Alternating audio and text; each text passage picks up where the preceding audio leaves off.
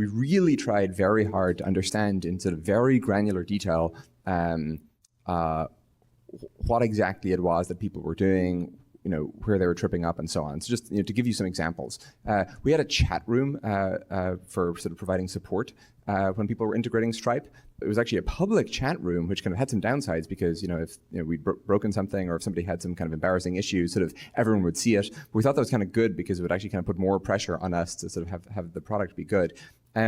We had literally every time, sort of for the first, call it 10 users of Stripe, every time somebody sent an API request to Stripe, it sent an email to us. So we were like looking at every single API request.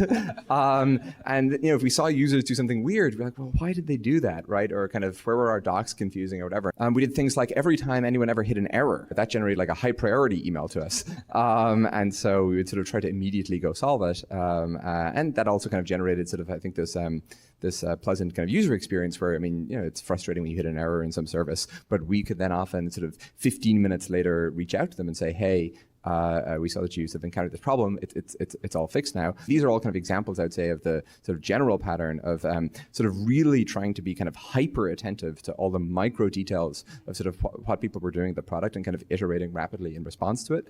And generally speaking, I think that sort of pre-product market fit metrics are actually relatively unhelpful because probably not that many people are using your product, right? And so if it's 20 users, you can kind of in some sense afford to just like look at everything they're doing and try to understand kind of what's working, what isn't.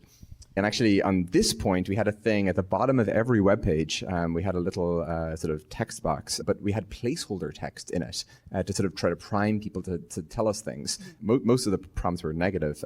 It was, like the worst thing about Stripe is, or the worst thing about this page is, or I really hate the way Stripe does, or whatever. At that stage, you have to be kind of masochistic. And so again, we'd be sort of always waking up to, all these emails of, telling us all the terrible things about Stripe.